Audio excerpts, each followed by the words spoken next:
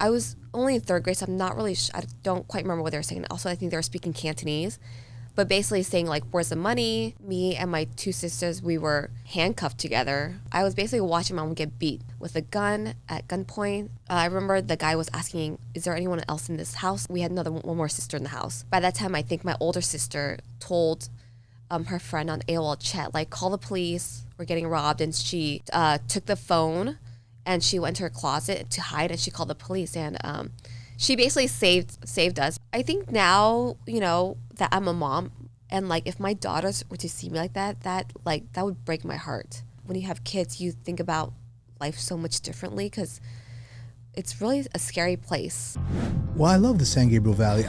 Welcome to the My SGV podcast. So I grew up here and I still live in Alhambra. I was raised in between Temple City and Alhambra. Eventually resided in South San Gabriel. Our mission is to capture and share the stories of the people of the San Gabriel Valley. Monterey Park has pretty much been my whole life. Well, I'm proud to say that I was born and raised in the San Gabriel Valley. We believe our diversity is what makes the SGV great. And no matter where you are from, in the San Gabriel Valley, you will feel welcome.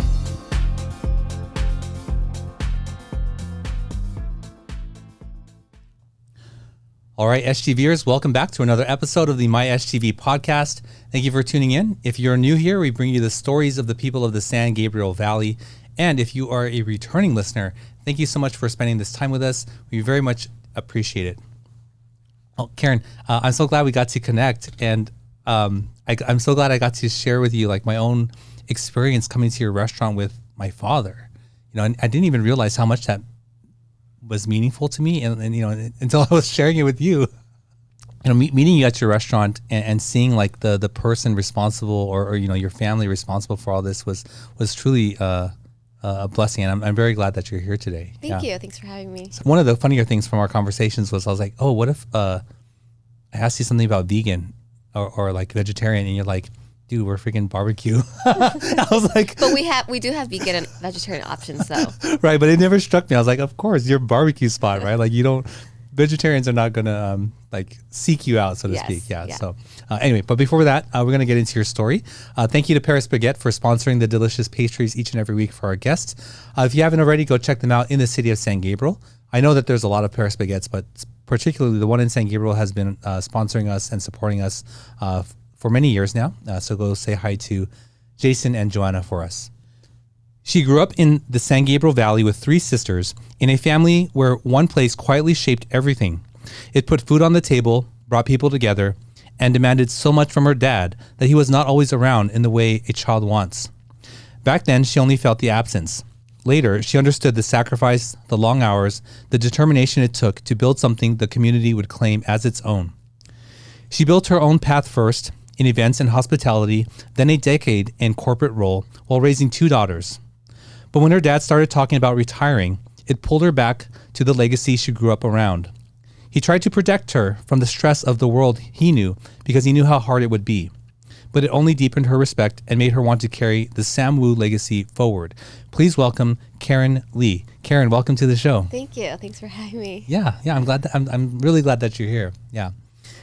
Sam Wu is iconic SGV.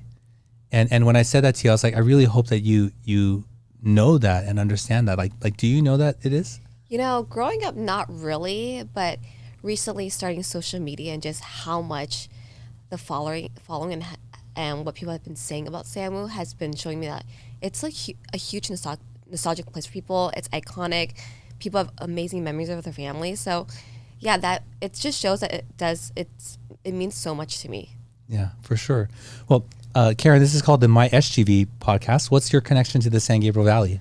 I grew up in San Gabriel Valley my whole life. Went to school here, me and my sisters, and my dad opened San Gabriel Alhambra in 1983. So, part of my young childhood was being at the restaurant. I remember sitting back in the counter and, helping my parents like cap the sauces, making the wontons, just talking to the customers, collecting money, and went to San Marino all my life. I met my husband there, and now my two kids go to the same schools that I went to when in elementary school. Oh, okay. That's nice. Yeah, it's like a full circle. So you have 3 sisters. I have 3 sisters. And Yes. where are you in that? I'm the third. Third. So you have a younger sister and 2 older sisters. Yes. Okay. And were you all helping out at the restaurant growing up? Not so much helping, but we would be at the restaurant with my mom. She would, we always grew up with having nannies, but my mom would take us sometimes if she needed to. But yeah, a lot of our childhood is just hanging out, I think, at home with me and my sisters. And we didn't really help out so much at the restaurant, but we just hung out there. What was it like growing up with 3 sisters? It was fun. It was fun, dramatic. But, back then, like, we would have to, we played games. Like, we would play a hallway game. We would, it wasn't back then when it was, like, iPads and, like, cell phones. So we would play whatever we had at home. But looking back at it, I'm so grateful to have sisters. I love them. We have such a special relationship. Like, we all live within 5 minutes away from each other. We pretty much see each other every day. And I raised my 2 daughters with my other sister's 2 sons. You said hallway games. What's hallway games? Hallway games. So we would have a deep hallway, and we would jump on the walls, and someone would have to try to walk through without getting hit. And it was just such dumb games. We would also play like yard sales where we would try to sell each other's stuff for money. But that was just like we were just kids, and it was just so much fun with them. And what kind of child were you? I was wild. I was, my parents always say I'm the most mafan, and that means like troublesome. I definitely gave them the biggest headaches. I went out a lot. I was kind of samba. That's kind of saying like a little bit sassy, and I think that's where my daughter gets it from. But that's how I think I was just a little bit more wild child. Those sort of paint a picture of you as maybe a teenager or young adult. But what about like as a young child? Were you also as a young told you were child? that? I don't know. I can't remember. I mean, I don't really remember like in terms of how I was as a child. But I think I was just very. I was very outgoing. I wasn't shy. I played with everyone and anyone. So take me back to your younger years where your father and your mother are building the restaurant. What was that like for you, having them, devoting so much time to the restaurant? I think back about it, and like I feel like it didn't really affect me when I was younger, just because I didn't know. My dad would work long hours. I probably wouldn't see him until the end of the night. I wouldn't see my dad for pretty much all day on the weekdays.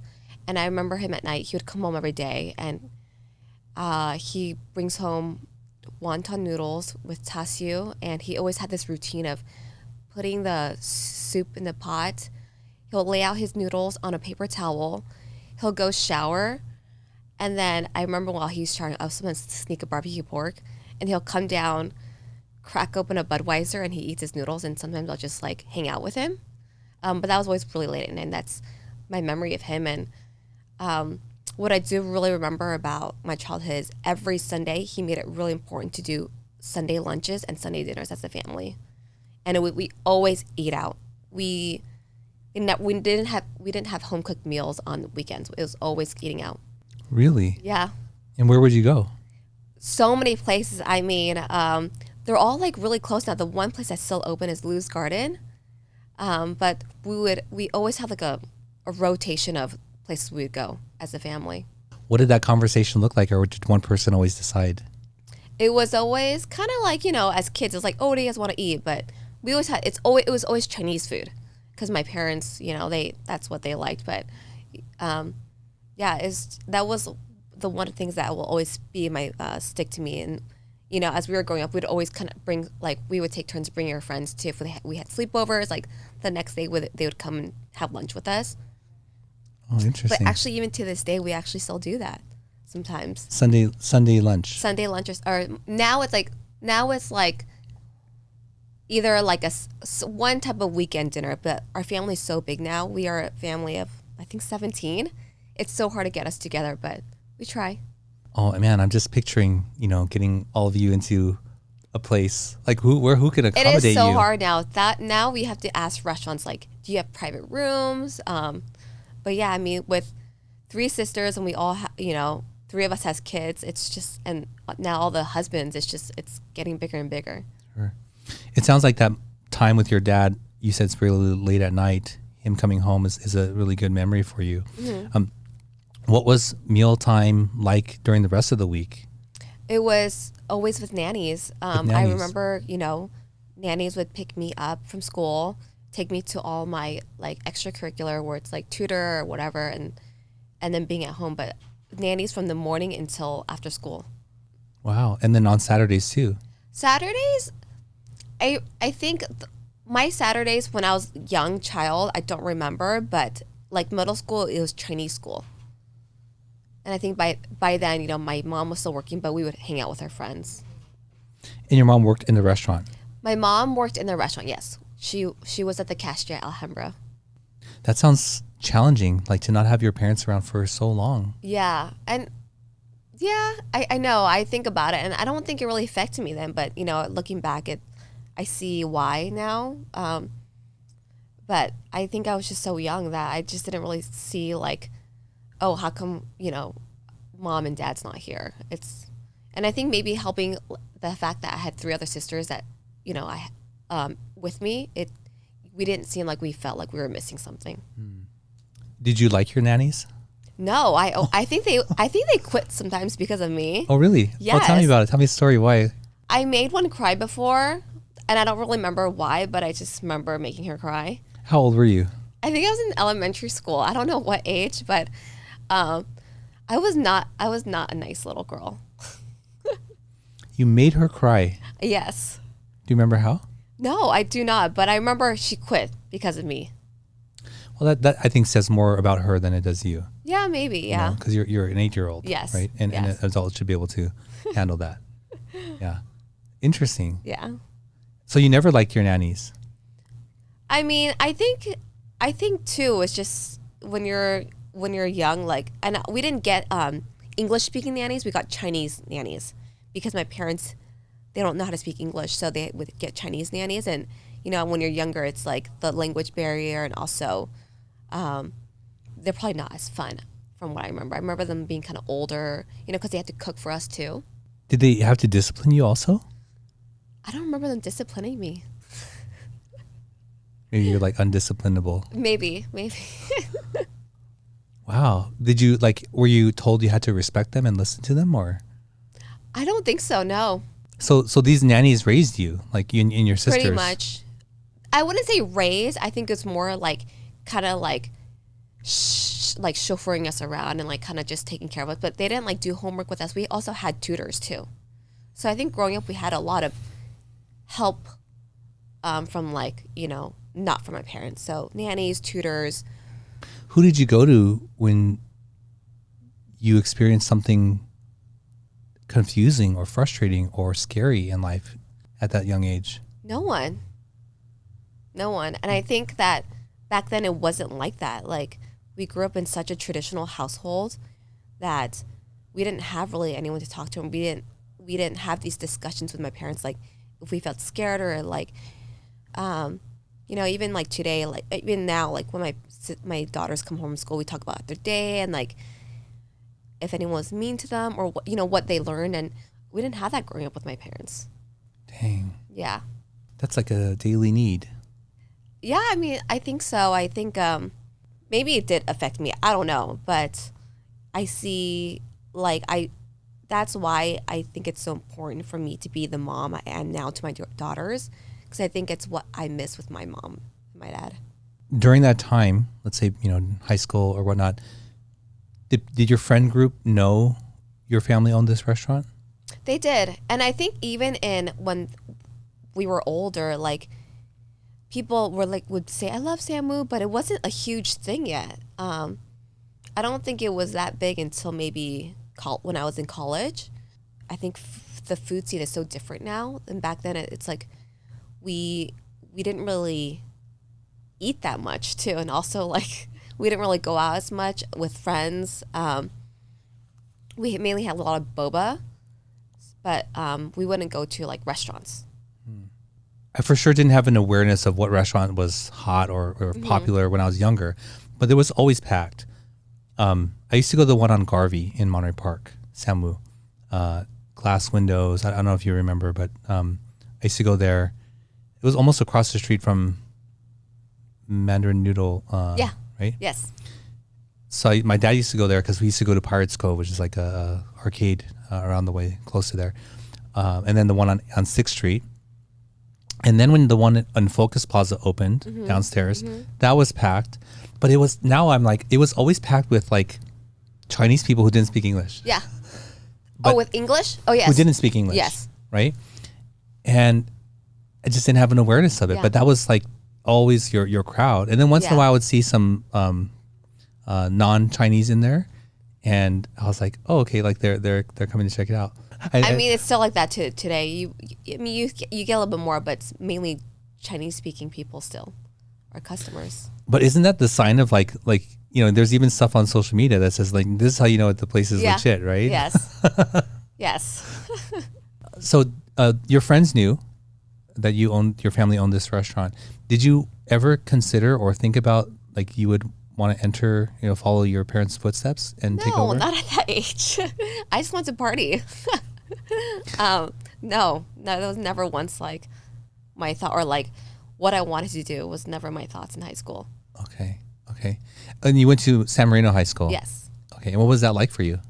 It was great. I loved it. I guess I can't really compare to any other schools, but some people really love high school and some people really hate it. Yeah, I love the teachers. I loved my friends. I was in this club called Amikins, and it's girls only. I guess you would call it, it's like the high school of sorority. But we would do volunteers. I was also the president of a club that my older sister started called Project Kid. And that's also like a volunteer organization where you help kids in need. And I was also on the ASB. And then where did you go after high school? I went to PCC for 2 years, and then I transferred to Irvine. Oh, and then what did you want to study, and what did you imagine your life going at that time? I think that when you apply for college, you don't really know what you want to do. I think I applied for communications, but I ended up going as a social major, which I don't even know what that means. But by the time I went to UCI, I was like not into school. I was like, I'm just gonna go and graduate. But at that time, I was working at Bloomingdale's and doing events because I was really into like the hospitality. So I was doing weddings when I got out of high school, and then that kind of led me to doing events at Bloomingdale's in Century City. So I would drive from UCI to Century City. Is that 2 hours one way? I don't remember, but back then when you're young and you have no kids, it's just like traffic doesn't matter. Wow, that's quite a intense Drive, yeah. And then I would drive back. Yeah, that's pretty crazy. Yes. So it seems like you were learning about who you were then and enjoying this type of work versus whatever sociology is. Mm-hmm. I was definitely not a school kid. Like, I just didn't like to study, or really, I was just not into academics. Do you know most of the people who have been on this show who I would say has a measurable level of success, however you measure that, whether it's wealth or family or whatever, they all say that. That's a good thing. Yeah. Well, I mean, I've said many times on the show, like the way that we treat learning in this country is, I think, very broken. Mm-hmm. Very, very broken. And then the more they try to fix it in this one direction, which is like more homework, more study, more whatever, it gets worse. Mm-hmm. You just create a generation of kids who hate school. Yes, I think the best way to learn is meeting people and just experiencing things, and just, I would say, just getting your hands, dirty. Sure, of course, yeah. Because everything else is just theoretical. Yeah. Like you don't really know. Like, can you study and learn how to run a restaurant? Yeah, there is no handbook to that. You just gotta just go with it, and then ask questions along the way. Okay, so you're in college, you go to UCI, and where does your journey go from there? After UCI, I did a little bit of still events. So like I moved towards like kids' birthday parties, and then I also decided to work for my dad because that's when he was opening San Gabriel location. And so I helped him work for a little bit at the actual restaurant. And then after a few months, I decided to help out in the office. And that's for like a few years. And, I didn't feel fulfilled in the office. That's like, doing all like the paperwork, and it just wasn't, I didn't feel fulfilled. So that's when I, reached out and I looked for another job, and I ended up working for a women's and kids footwear company. I was first a PA, so personal assistant. I was driving her kids around, going to like the grocery store, doing whatever I can, helping at the office, doing samples, anything. I was just like, I was so grateful that she gave me a job. And after she saw how I worked, she offered me to a logistics position, which I had no experience, but she knew that I learned fast and that I was willing to get my feet wet. And so I was doing logistics for a little bit, for 10 years. And then I moved to NorCal for a year after I got married, and that's when I had my first daughter, and then I moved back down. Okay, interesting. So there's a lot to unpack there. Yeah. One, I was curious about your parents' view on, or like how they accepted or didn't accept your chosen path after college. What was that like? Did they pressure you to do something else, or did they support you? No, and I think that's also something growing up too, is like my parents never said no, you can't do this, or yes, you should do this. And I think, that's what I miss a little bit, is that the guidance from them. It was, if we want to work at the restaurant, it's like, okay, sure. When I left, it was like, sure. We never talked about like my role working for this footwear company. We didn't talk about like future plans, nothing. We didn't have a lot of that type of relationship with my parents, talking about careers and being an adult and life choices. It was, they kind of just let us do what we wanted to do, or what we were going to do. I had a friend like that in high school. His house was sort of like the meeting place. We all went there before we went out. If we wanted to see where everybody was, we drove by and saw what cars are there. He could come and go as he pleases. We thought that he had like the life, and looking back, I'm like, oh man, like he really needed somebody to, sort of set some boundaries for him, and I don't think that was a good thing for him. Okay, so now I'm getting a picture there, right? Yeah. Of that. So that's interesting, and I asked because a lot of Asian parents are very the opposite. Yeah. Right. Do this, don't do that. How come, even until their 40s and 50s, Yes. right? Did you know at that time who you were, what you wanted to pursue? It sounded like you knew what was fulfilling and what wasn't. Mm-hmm. But as you were, working as this personal assistant and then doing logistics, who were you becoming, or what did you want, to be? I think I wanted my own identity for a little bit, but also I wanted to just meet people and do things. I'm the type that I can't just like sit and just be on the computer all day. Like, I want to be up and doing things, meeting people. I'm constantly moving, and I think that's what I needed and what I wanted. Also, I wanted to learn. It could be anything, but I wanted to just learn anything. During that time, you said you met your husband. How did you meet your husband? He also went to the same high school. We actually dated for a little bit when I was a freshman, and he was a senior. In high school? Yes. And then that fizzled out, and then 10 years later, we reconnected. And 10 years later? 10 years later with no contact either. Throughout that whole time? Throughout the whole time. Wow. How was that, a chance meeting, or like? He actually popped up in my dream, and I just decided to reach out and be like, you were my dream. And it just kind of worked out because he actually he moved back down from Bakersfield, and he ended a relationship as well. And so that was like, I would say it was fate. Wow, that's interesting. Yes. Popped up in your dream, and then you're like, okay, I'm just going to call him. Yes. Wow. And then now, how long have you been married? Just a little over 8 years. Awesome. And you said you lived in the Bay Area. For a year, yes. And you moved there with your husband? Mm-hmm. The day after we got married, we drove up to NorCal, We lived in Lafayette, which is kind of close to Walnut Creek, which like the Pasadena of NorCal. So it's in East Bay. It's not in the city. We lived in this like tiny 800 square foot apartment, but my boss let me work from home. And Was it the same lady? the same lady, yes. Interesting. Okay. Yes. And so while he was working, I was just working at home all day, and I was cooped up, like no socialization at all because I was pregnant. I didn't know anybody.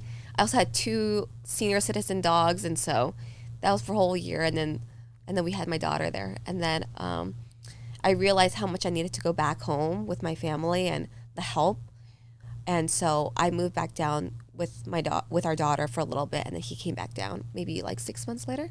The way you described, so before you were describing it, like the look on your face, like being in your home, working from home, like it sucks, right? It is. It's lonely. It's very lonely. And then being pregnant and also having your first kid, like the postpartum was real. I felt so lonely.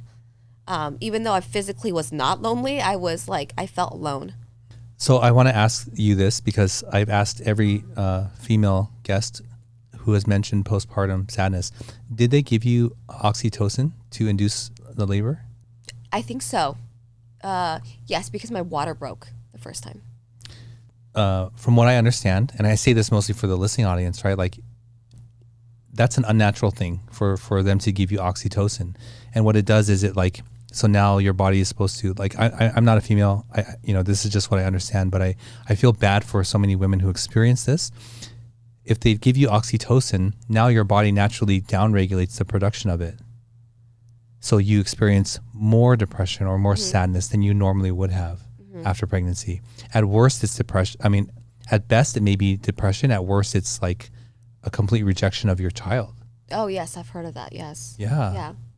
That's so crazy. Yeah, I mean, already having your first kid when you don't really know, there's no handbook, right? So you don't really know, and you feel isolated. It's it's kind of traumatic a little bit. And what was the catalyst, or why did you guys decide to come back here?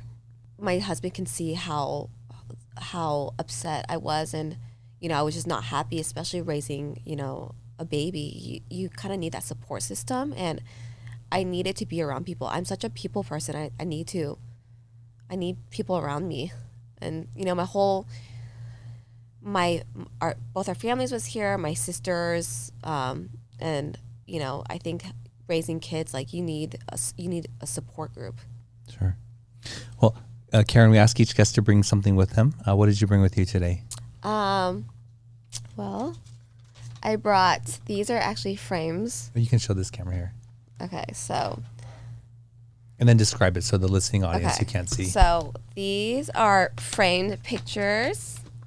This is our first family picture drawn by my first daughter. I think she was 3 or 4. You never get back time, and she'll never draw like this ever again. I mean, our hands are coming out of our heads. Like, I think it's so sweet. Awesome. So I framed that, and every year for Father's Day, I make the girls draw a picture of our family, and I print it on the T-shirt. So every year he sees it. It's the transition of their drawings, and this is my second daughter. Oh, super different, but I just wanted to frame in. My parents never saved anything that I drew, so I want to make sure that like the things that mean a lot to me, I frame or I save somehow. And this is my daughter's first time writing "I love you, Mom," and in Asian culture we don't say "I love you," so I make sure to always tell my kids every day that I love them. And then this one is show me inspirations. Keep cooking, Mom. Don't give up, because I don't do the cooking at home. And so one time when my husband was out on a work trip, I made dinner and completely failed. And then I found this in her backpack the next day. So she's super sweet. What is her name? Reagan. Yes. Awesome. Thank you for bringing these in. These are like the real treasures. Yes, right? It's I can never like replace that. Yeah, that's beautiful. Thank you for bringing those in. I my youngest daughter would often copy a lot of things that I do, especially how I draw, right? And I would always draw us like holding hands. I draw stick figures, like I'm not an artist, right? I always draw us holding hands, and she has curly hair like I have curly hair.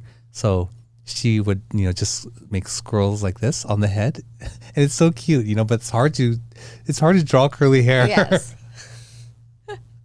But I love it. I look at those drawings, and they're such a treat. And just how they see things. I mean, now those drawings are so when they were first learning how to draw, but now they're so detailed. Like they draw like beard on my husband, they put eyelashes on me, and so they're more detailed now. But that will. I love that picture because it's just the first time they were able to draw like an actual family portrait. So. Oh, well, thanks for sharing that. Thank you. So you come back to be around people, get some support in raising your family here, right? And when does the idea, or how does the idea of, returning to your family's restaurant come about? I think it was actually just last year, and I was coming up on my 10 years at the footwear company, and my dad he'll always say that he wants to retire, but I wasn't sure how serious to take him. I did think that maybe he was more serious about it just because I know a lot of the Sam's were like closing, and he's been wanting to like travel more. My mom was, I think that too with, my mom had breast cancer, and so she was coming on her 10 year, and I feel like they wanted to travel more. And so I asked him, I said, oh, can I learn the business? He's like, yeah, sure. You can just start working at Las Tunas and start learning it. And initially it was such a struggle because when I would be there, I would look at things and want to improve some things. And he is so not willing to change anything. And it was a really big struggle at first, like the language barrier. And also he didn't teach me. So he does his routine every single day where he goes to all the restaurants. He doesn't really oversee operations anymore. He just kind of takes stops. But I go there and, I'm like, can you teach him? He's like, well, I don't know how to teach you.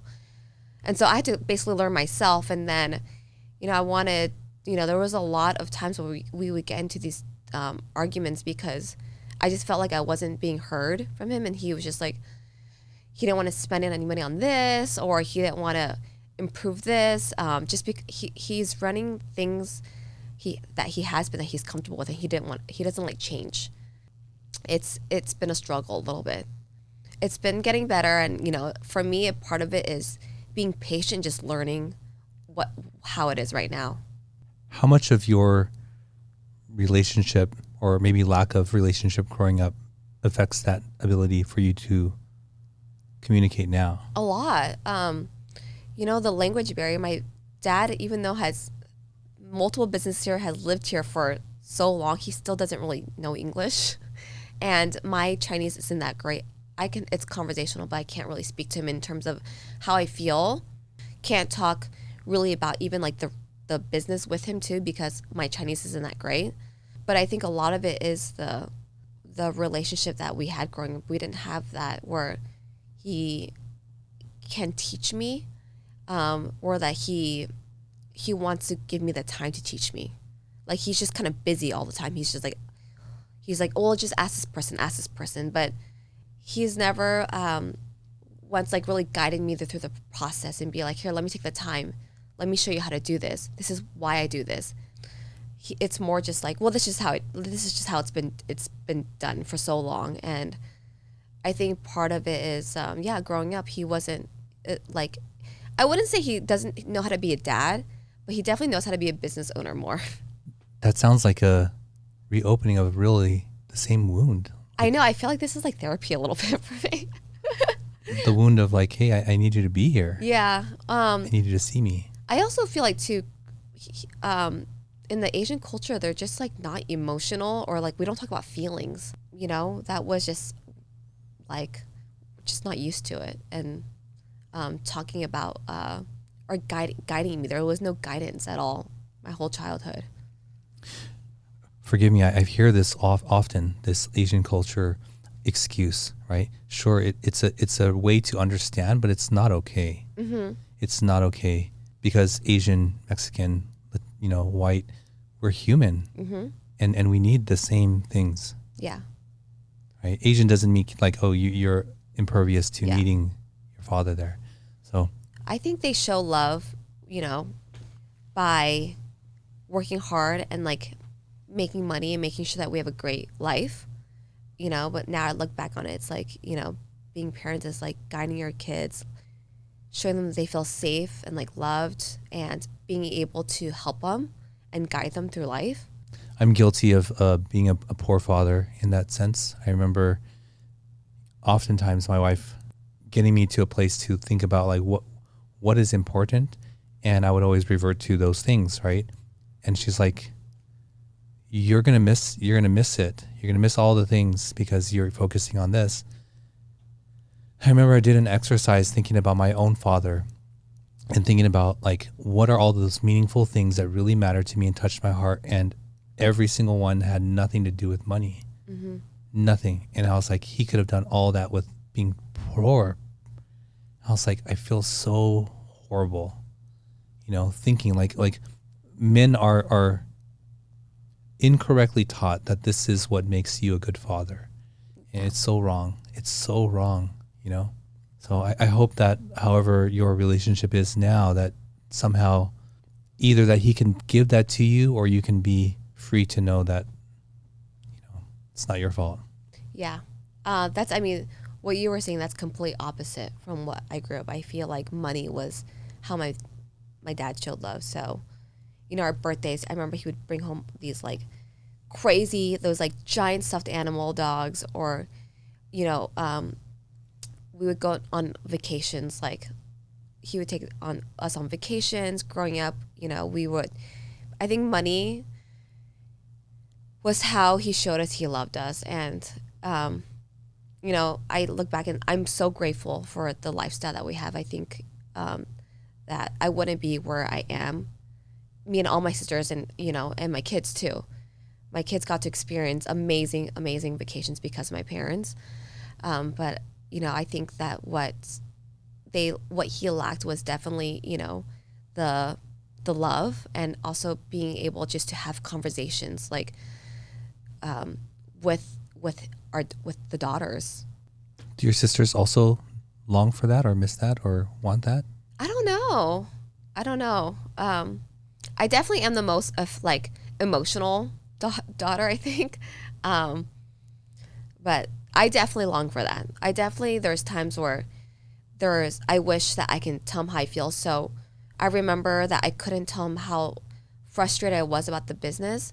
So I went on Google Translate and I wrote how I was feeling from English to Chinese, and I gave it to my parents. And, same with my wedding day too. I'm a very emotional person. It was so important to me to tell them how I felt in Chinese in front of all friends and family. So I wrote a speech in Chinese, and I practiced it for like months to tell them how much I appreciate and how much I love them. And how did that land? My dad had a phone call during my wedding, during the speech. Oh my gosh, yes, I remember that. It'll be a member. And then he actually went to go get it. But, I love him though. He has the best heart, and he's so generous and so compassionate. So I know he has a really good heart. I think that like that's his way of showing love is different. I'm sorry that happened to you. It's okay. That's really sad. I mean, you seem to be having an awareness of this with your own family, your own, how you want to raise your girls, which is probably the most important thing, right? To be able to have something different in your girls. So I want to get into like now that you've taken over the restaurants, but let's take a quick break and we'll be right back. Sometimes even the best of us can slip up. That's why the law offices of Scott Wormuth are here to pick you back up again. And while they strive to get you the biggest compensation possible, oh my gosh, their main concern is your health and recovery. They work closely with doctors and insurance companies to make sure you get the proper medical treatment. Initial consultations are free, so give them a call. At the law offices of Scott Warmoth, we're with you all the way.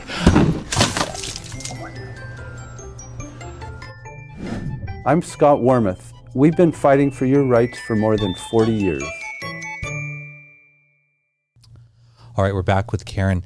Karen, before the break, we were talking about several things. And then during the break, you shared this thing. I want to make sure that we capture it. And it was a story from your past that we didn't get to before. But can you go into that? Yes. I remember I was in third grade. I don't remember the year, but it was 4th of July on a Friday night. And I remember me and my little sister, my second sister, we were watching Sabrina the Teenage Witch. I still remember that. And our house was long when we were back then. And my older sister was all the way at the other side of the house, like I think in a room like on AOL. And I remember it was just my mom at home. My dad was working, and there was someone was at the door. My mom opened it, and I remember she just opened it, but she didn't unlock the chain part. And they were asking for my dad, and she was like, "He's not here." And so they basically just pushed their way. The guy pushed his way open, and broke the chain. And my mom ran out, and then a second guy dragged her up the stairs back into the house. And I remember her bleeding, and she was like screaming. And I was only in third grade, so I'm not really. I don't quite remember what they were saying. Also, I think they were speaking Cantonese, but basically saying like, "Where's the money?"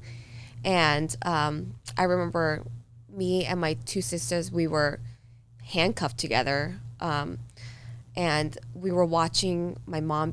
I was basically watching my mom get beat by these guys, and like with a gun at gunpoint. And I was like, I think I was crying, but I was more in shock what was happening. It didn't really hit me yet. And I remember the guy was asking, "Is there anyone else in this house?" And my second sister being, I just think she was just being truthful, and she was scared. She was telling them that there was we had one more sister in the house.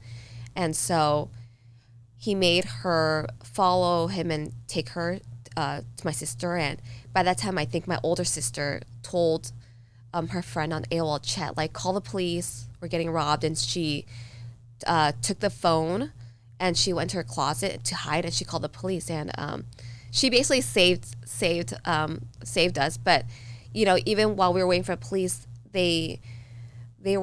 I was seeing them like hit my mom, stuff like her clothes in her mouth, and my mom's just screaming like she doesn't know the code to the safe. It was traumatic. And to this day, like I still remember every single detail. And I think maybe that's why I'm so scared of a lot of things right now. And I'm always just really cautious of everything. Wow, that's horrible. Yeah. And I remember the police came and they chased them down San Gabriel Boulevard.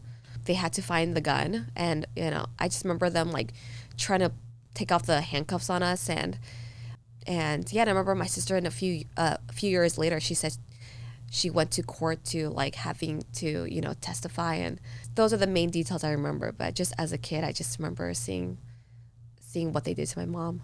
Oh my gosh. Yeah. Did you ever process this with your parents or somebody? No. I don't remember the details after. Again, I was so young, but I just remember that night all of us slept with my mom. I think my dad worked late, and and it was just like going, the next day was like kind of back to normal. Maybe not for my mom, obviously, but like for us, it was like there was like no therapy. There was nothing. They didn't really, my mom will still talk about to this day, like, "Do you remember this year?" And so. Have you ever heard the term "the body keeps the score"? No. Your body remembers things like that. Yeah. There will be things that remind you of it and trigger it. That is really traumatic. Yeah. Does everybody have this reaction when they hear it? I think so. I think now, that I'm a mom, and like if my daughters were to see me like that would break my heart. I think now, you know, when you have kids, you think about life so much differently because it's really a scary place. But yeah, when I was a kid, I just remember being scared. But I think I'm more scared now thinking about it. Scared in what way? Scared in what way that like your life can end, like whenever. And you know, let's just say like if they really were to use that gun, like my mom would be here today, maybe. Yeah, so I'm very aware of like always putting alarm on the house. I have this thing where like I check if anyone's behind me when I come home every day. I always make sure everything's always locked, and I think it's just natural for me to always be really aware of like I'm very paranoid. I would imagine so. Yeah. I mean, if you're not able to process that. Yeah. Right? Because there's a difference. Like those are all healthy behaviors. Those are all safe, you know, behaviors. But I would say maybe the paranoid thing, that's tough to live with. Oh, yes. Yeah. I think that's partly the reason why I didn't really leave my NorCal apartment because I was scared. Karen, are you aware of like how deeply this event has affected you? Yeah, I'm very aware of that. I'm very aware. That's why I feel like I stereotype people. I'm scared to drive like to downtown LA by myself. I'm very aware of that. And are you like seeking to like heal from this? I feel like there's no I don't feel like there's anything that could help really. I just think that like I just have to just do something, you know? Like if I have to drive downtown LA, like I'm scared, but I have to do it. Are you open to an idea that may help? What? Just be open to the idea that you can heal from it. Oh yeah. And there are ways. Yes. Yeah.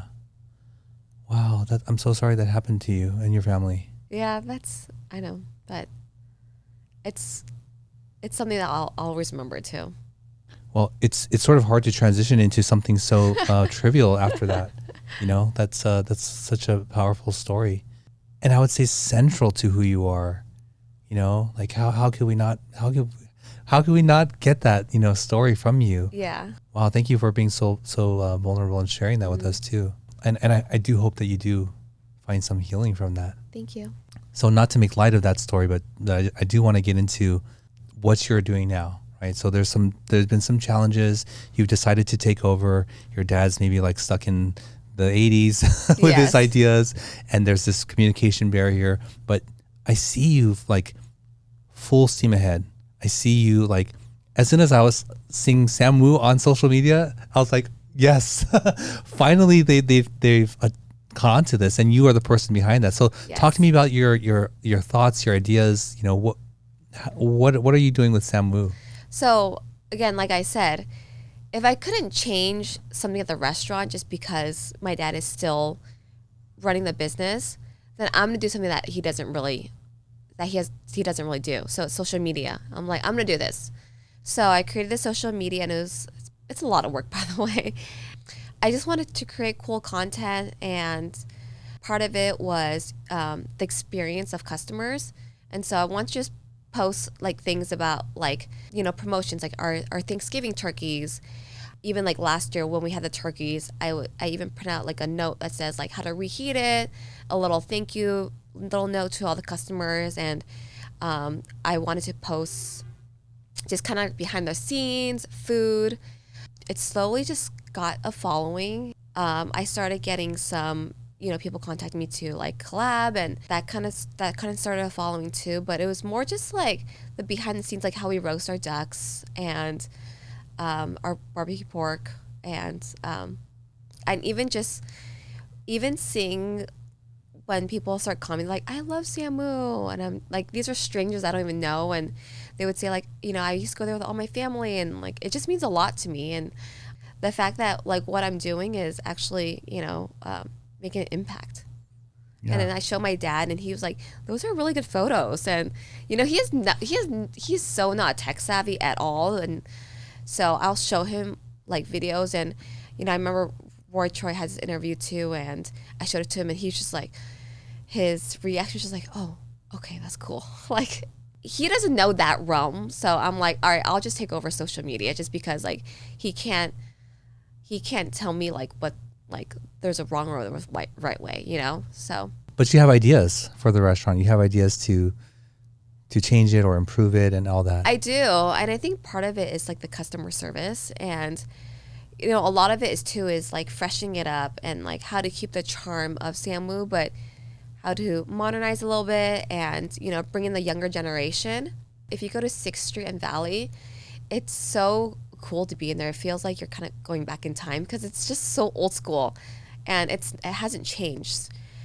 Like even all like the furniture, like the mahjong clock and even the menu, like you don't even see that anymore. And I don't know, I would love to keep that, but also how to like freshen it up a little bit. I'm still thinking, but part of it is just really learning the business still and how to create a better customer experience.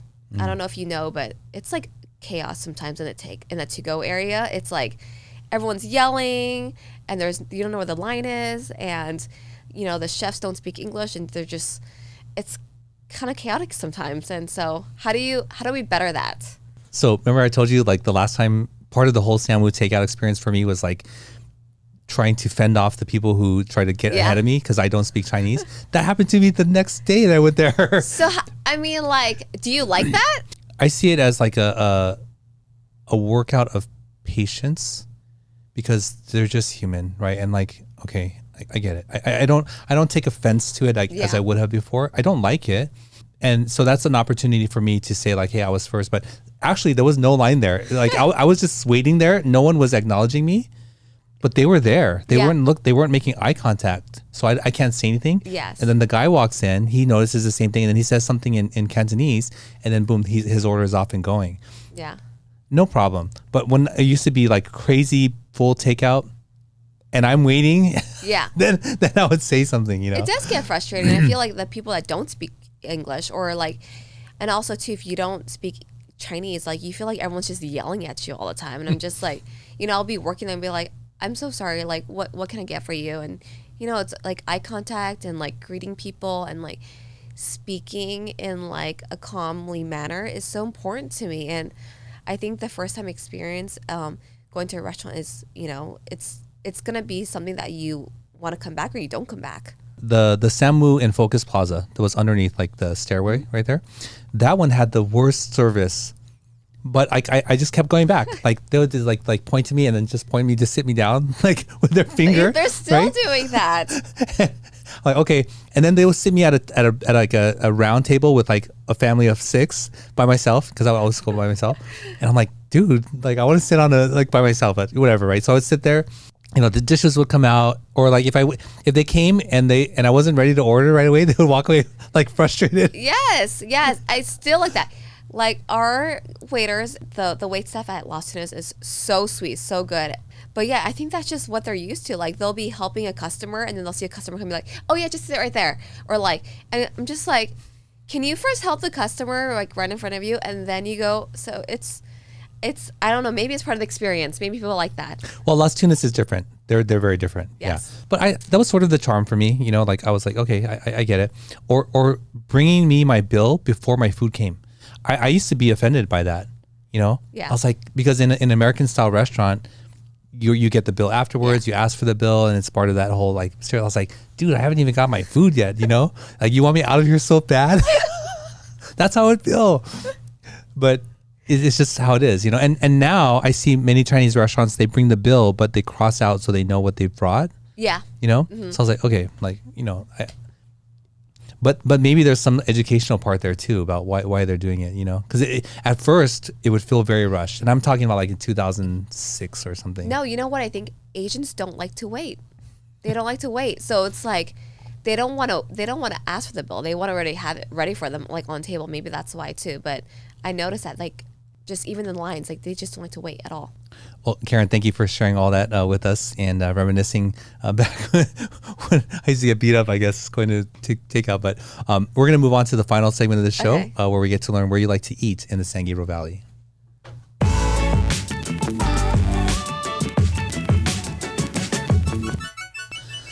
So, Karen, this is what we call the SGV3. and we want to know your 3 favorite places to eat in the SGV. My first one would be Momo Bistro in Monrovia. The owner, Monica, we would go to her restaurant previous, which is BB Fusion, a long time ago. And then she moved to on Main Street in Valley called Orange Bistro. And then she moved again to Lincoln Park, the Lincoln Hotel called New Leaf Bistro. But we always followed her. All her customers always followed her. She had a loyal following, but I don't know why she kept moving. And now she's at Momo Bistro in Monrovia, but it's Taiwanese food. They always have private rooms, but I love Taiwanese food. I love the oyster omelets. I love the pork blood and the intestines hot pot. I love her sesame chicken noodles. And my favorite is the taro and grass jelly icy dessert. It's like this huge pot of taro soup, and I love it so much. And then also I love the fact that it fits my entire big family. It's a place that you have to go with like at least 10 people because we just get the whole menu pretty much. But yeah, it's Taiwanese food. So good. Wow, that's awesome. And you mentioning Lincoln Hotel, like that's super Monterey Park. Super. I mean, because you would never think to go there for a restaurant, yes. Right? And it's so tucked away. Yeah, it was on the rooftop, and it was only for a few months. But I'm like, how come she moved all the way over there? And but you know, she had a following. Like you would see the same customers go to her restaurants, and she would take all the chefs and even the wait staff too. Awesome. And what's the second place? Is Vietnamese desserts. So I used to go to this place called Bamboo on Valley and Main Street, but they closed. And so now I go to this place on Garvey and Rosemead called Che Hien Khan. I don't know if I'm saying that right, but it's like Vietnamese 3-color desserts. But you can customize your drinks, and I love like the pomegranate, the chewy pandan, the taro. I have a big sweet tooth, so I love all that stuff. And it's like, I would drink that over a meal. What's the name again? Che Hien Khan. It's in the square market. It's inside the market. Oh, okay. Yeah. Okay. On Garvey and Rosemead. Vietnamese desserts. Yes. It's a good drink. But you know how like when you go to a restaurant, you always see like a 3-color dessert? But they don't have the chewy pandan. They have like the crunchy kind. I like the super chewy kind, the pandan jello. It's like a noodle almost. Yes, but it's chewy. It's so good. And then like you get to pick whatever topping. So I love that. I love the pomegranate, which is like the red, like kind of like the red jello crunchy seeds. I love taro, grass jelly, and they put ice in like the coconut milk. Oh man, that sounds really good. It's so good. You have to go. I'm like always craving it. Oh wow, okay. And it's definitely like a meal because it gets you so full. Okay, so the only time I ever had that is like at let's say I'm Golden Deli and they have it in the fridge. No. You got to go this place because I'm telling you, chewy pandan is way better than crunchy pandan. It makes a difference because I will ask them. I said, is it chewy or is it crunchy? And it's most likely crunchy because the chewy ones, I think they hand make it themselves. Wow. Okay. You got to go. Awesome. And what's the third place? Lou's Garden, only because it's really nostalgic to me. It's like so basic. It's just porridge. And it's like really watery porridge. It doesn't really have like, it has like, it's just porridge, like water. But then like all the sides, it's like Taiwanese sides in it. But I used to go with my family when I was little and it's still around. But you get like a combination, and I love like the preserved egg with the tofu with the pork song on top.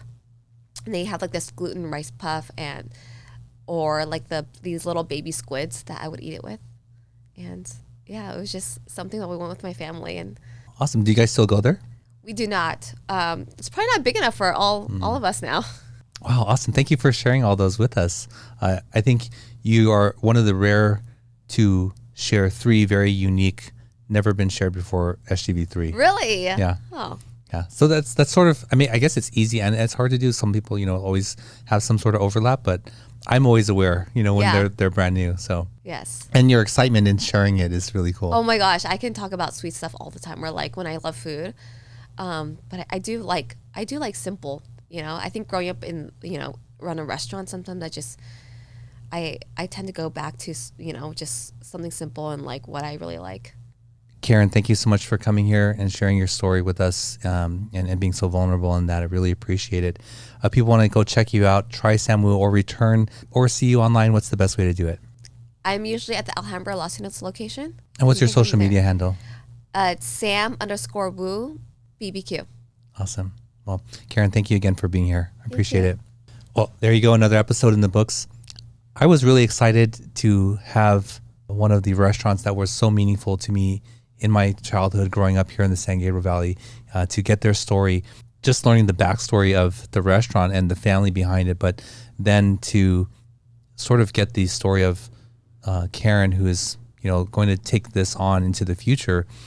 I didn't know that we were going to go into that story here, but what I got from it was, a daughter pursuing to help keep this family legacy alive, and even despite or regardless of the resistance or difficulties with her father in communication or changing things, like she still found a way to do it, and that is in her own way and through social media, and it's just incredible, and I hope that Samu is here for another 30-40 years. So go check them out for sure if you haven't already, specifically the one in Alhambra or on Las Tunas. Those are the two that I actually go to, and I have been going to most of my life. So thank you for spending this time here. If you like this, please don't forget to like and share. And if you like this kind of content, please consider subscribing. If you want to see more of our content, check out our website, mysgv.net. And until next week, we'll see you then. Thank you for joining us on the MySGV podcast.